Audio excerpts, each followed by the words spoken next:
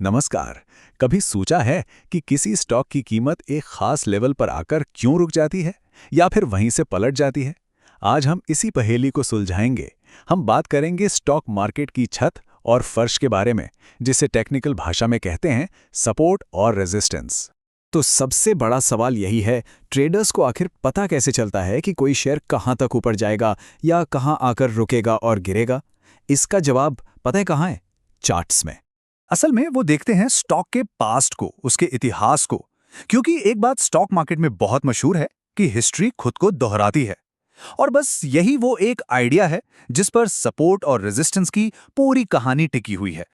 चलिए तो फिर शुरू करते हैं।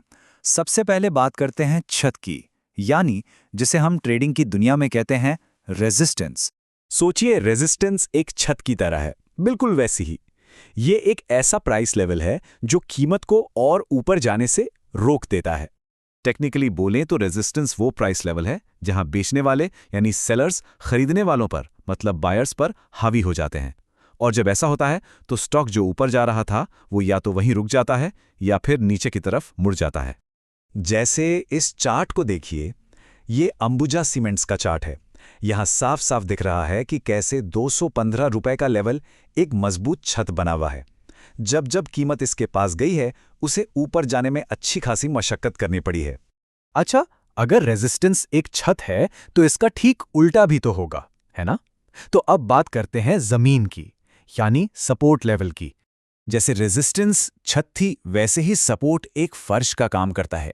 ये वो लेवल है जो कीमत को और नीचे गिरने से एक तरह का सहारा देता है, उसे रोक लेता है। और यहां पर कहानी बिल्कुल उल्टी है। सपोर्ट वो प्राइस लेवल है जहां खरीदार यानी बायर्स बेचने वालों पर भारी पड़ जाते हैं। जैसे ही कीमत इस लेवल पर पहुंचती है, लोग खरीदना शुरू कर देते हैं और गिरावट रुक जाती है या फिर कीमत वापस ऊपर की तरफ भागने लगती है। अब सिप्ला का ये चार्ट देखिए। इसमें करीब करीब 435 रुपए का जो लेवल है वो एक पक्के फर्श की तरह काम कर रहा है।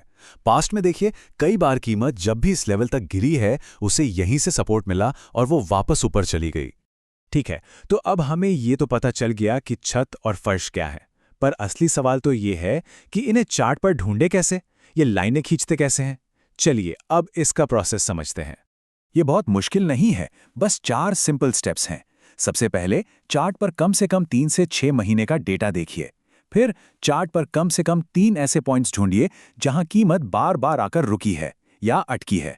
हम इन्हें स्टिकी जोन्स कह सकते हैं। तीसरा स्टेप, ये पक्का कर लें कि ये सारे पॉइंट्स लगभग एक ही प्राइस लेवल पर हों। और बस आखिर में इन सारे पॉइंट्स को मिलाते हुए एक सीधी हॉरिजॉन्टल लाइन खींच दीजिए। तो सबसे पहला काम है उन एरियाज को स्पॉट करना जहां कीमत बार बार फंसी है या पलट गई है। ये जो सर्कल्स दिख रहे हैं ना, ये वही प्राइस एक्शन जोन्स हैं जहां मार्केट कंफ्यूज था कि ऊपर जाएं या नीचे। और एक बार जब कम से कम 3 ऐसे क्षेत्र मिल जाएं जो थोड़े दूर दूर भी हों, बस उन्हें एक सीधी लाइन से कनेक्ट कर दीजिए और लीजिए, तैयार है आपका सपोर्ट या रेजिस्टेंस लेवल। जैसे इस चार्ट में 435 का लेवल एकदम साफ सपोर्ट लाइन की तरह दिख रहा है। चलो, लाइनें खींचना तो आ गया, पर इसका फायदा क्या है? हम इसका इस्तेमाल कैसे कर सकते हैं? असल में इसका सबसे बड़ा और सबसे प्रैक्टिकल यूज है अपने ट्रेड्स के लिए प्रॉफिट टारगेट सेट करना। रूल बहुत ही सिंपल है। अगर कोई स्टॉक खरीद रहा है, जिसे हम लॉन्ग जाना कहते हैं, तो उसका प्रॉफिट टारगेट होगा सबसे पास वाला रेजिस्टेंस लेवल, यानी छत। और अगर कोई स्टॉक बेच रहा है, मतलब शॉर्ट कर रहा है, तो उसका टारगेट होगा सबसे पास वाला सपोर्ट लेवल, यानी फर्श। एक असली उदाहरण से समझते हैं। मान लीजिए 206 रुपए पर एक बुलिश पैटर्न बनता है और कोई स्टॉक खरीदता है। स्टॉप लॉस लगाया 202 रुपए पर, जो कि पिछले लो के थोड़ा नीचे है।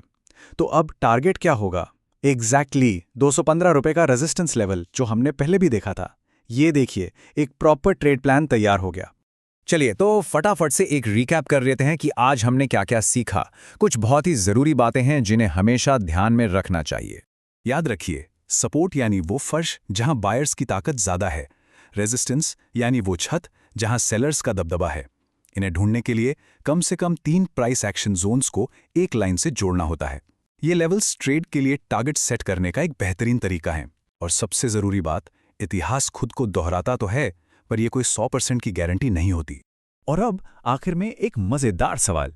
जरा सोचिए, अगर कोई प्राइस अपनी छत को जोर से तोड़कर ऊपर निकल जाए, तो क्या वो पुरानी छत अब उसके लिए एक नया फर्श बन सकती है? इस पर सोचिएगा जरूर।